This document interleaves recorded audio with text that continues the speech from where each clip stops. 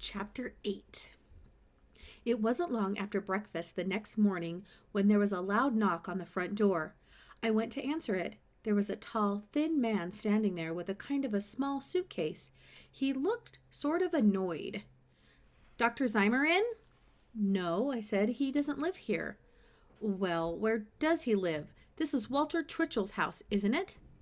"Yes, but Dr. Zymer doesn't live here. He's staying at the McPhersons'." "McPherson's? Where the devil is that?" I pointed down the road to the right. "You go down that road about a half a mile until you come to the forks. Take the right-hand road there. I mean, the one that goes sharp right. The middle road takes you over to Kezzer Falls. Then follow that road for a ways, and pretty soon you'll come to a sharp curve where there's a barway in a stone wall. But the bars are all the way down 'cause they don't keep cows in there anymore." "Ugh, they don't, eh?" the tall man said. "Isn't that fascinating now?" I thought he sounded kind of impatient. "No, not anymore," I said.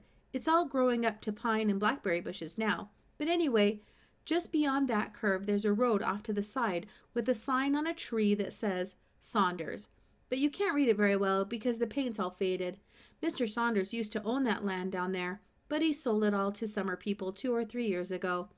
And a little ways along that road you come to another road that—" "For John's sake," the man spluttered. "This road and that road, and signs I can't read, and cows that aren't there. You've got me all mixed up. If I went down there in that wilderness, I'd be so lost that even the FBI couldn't find me. I'll just bet this is some stupid trick of Zymer's. I suspected something right from the start. If he doesn't live here, why did he tell me to come to this house?" Then it dawned on me. "You wouldn't be Dr. Kennedy?" I asked him. "Sure, I'm Kennedy, and a first-class fool, too, for listening to that practical joker." "But he wasn't joking," I said. "We really do have a dinosaur. It just hatched out yesterday morning." "How do you know it's a dinosaur? Who told you?" "Dr. Zymer did." Dr. Kennedy scowled. "Just as I thought," he said. "What's the matter up here in New Hampshire? Don't people know that dinosaurs died out 60 million years ago?"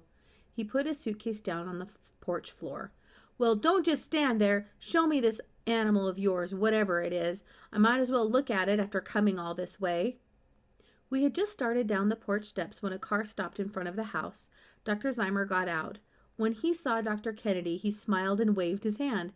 "Hello, Kennedy. You made good time. How'd you get here so soon?" "So soon? Good grief! I've been traveling all over New England trying to get to this place. I took a plane to Portsmouth and a train from there to some place in the middle of nowhere, and then I got a ride on a bread truck to some other abandoned place and walked from there to here, and by golly, Zymer, if this is another of your professional jokes, I swear I'll skin you and stuff you and put you in the museum on exhibit as a degenerate ape." "All right, old man, just cool down," Dr. Zymer said. "Just let us show you the dinosaur, and then you'll be convinced. After that, you can have some breakfast and you'll feel better." I led the way out to the chicken yard and into Uncle Beasley's pen. The chickens were scratching around nearby and they cocked their heads at us. "There," Dr. Zymer said. "Now, maybe you'll believe me. Just bend down and look into that box there and see for yourself. Probably the only living dinosaur ever seen by man. One of the most remarkable happenings known to science." Dr. Kennedy gave him a kind of dubious look, and then he bent way over. He was awfully tall, and he had a hard time getting his head down that far. He looked into the box. Dr. Zymer waited for a while for the sight to sink in, and then he said, "Well?" "Well, what?" Dr. Kennedy said. "I don't see anything in here, just an empty box." "What?" we both said at once. We got down and looked in. Sure enough, it was empty. "Good heavens," the doctor said. "He's gotten out! Quick! We've got to find him." He ran around the pen, looking this way and that. Dr. Kennedy slowly stood up and straight and put his hands on his hips. He began to look pretty black. "Zymer," he said, "I suspected all along that you—" "Oh, cut it out, Kennedy," Dr. Zymer said. "Can't you see we're not fooling? This is no joke, I tell you. Help us find this thing before he gets away. We can't lose him. It would be a terrible loss to science." I looked across the chicken coop, and just at that moment I happened to notice a chicken standing by the fence. She was tilting her head to one side the way hens do when they see something new. And then, while I was watching, she slipped through the fence and started pecking at some grass outside. I went over and looked at the fence. There was a place where two sections met that had been pushed apart, and it left a space big enough for a chicken to get through. I showed it to Dr. Zymer. I see, he said. He probably crawled under his own pen and pushed right through here. He wanted some grass, no doubt. We'll have to hunt for him in that long grass. You run into the house and get your sister to help us, and I'll start looking right away. I dashed into the house. Cynthia was doing the breakfast dishes, and Mom was rolling out pie crust. Why, Nate, where have you been? Mom wanted to know. Dr. Kennedy's come, I said, and we went out to show him the dinosaur, and he's gone. He must have slipped through the fence, and we're looking for him in the deep grass, and we've got to find him before he gets away. Looking for Dr. Kennedy? Mom said, kind of astonished. Why, he only just got here, didn't he? No, not for Dr. Kennedy, for Uncle Beasley, and it would be terrible if we couldn't find him. Pop came in from the other room. Come on, Cynthia, he said, let's go help. We all streamed out of the house, and when I looked back, there was Mom coming too. She had the long-handled mop. We all went back and forth through the grass patch, but no Uncle Beasley. Then we went into the goats' pasture and looked around there. The grass was pretty short in there, but we didn't see a sign of Uncle Beasley anywhere. I was poking along the fence in back of Mrs. Parsons' house, where she has some flower beds. Good morning, Nate, Mrs. Parsons said. What are you folks looking for out there anyway? And you've got company, too. I never saw such carryings on. The goat get out. Did the goat get out? She was cutting some flowers with a big pair of scissors. No, ma'am, I said. It isn't the goat. She's right over there in the lot. Well, then, what is it? You don't have to be so mysterious about it, do you? Well, the fact is, we've lost a little animal. What kind of animal? My gracious, you're being awfully close about it. Is it a cat? I figure I might as well tell her, but I wasn't sure how she would take it. No, ma'am, I said, it's not a cat. It's a small dinosaur. Mrs. Parsons straightened up and gave me a funny look, and then she started to smile. My land, Nate, how you talk. I didn't know you meant a toy animal. I thought you were looking for a live one. Why, hear the boy talk. I'm looking for a small dinosaur, he says. While she was talking, I saw something moving in among the gladiola. I kept my eye on it, and pretty soon a head stuck out. It was Uncle Beasley, all right, and he was chewing happily at a gladiola stalk as if it was the best thing he ever tasted. Mrs. Parsons hadn't noticed anything yet, and she was still going on talking.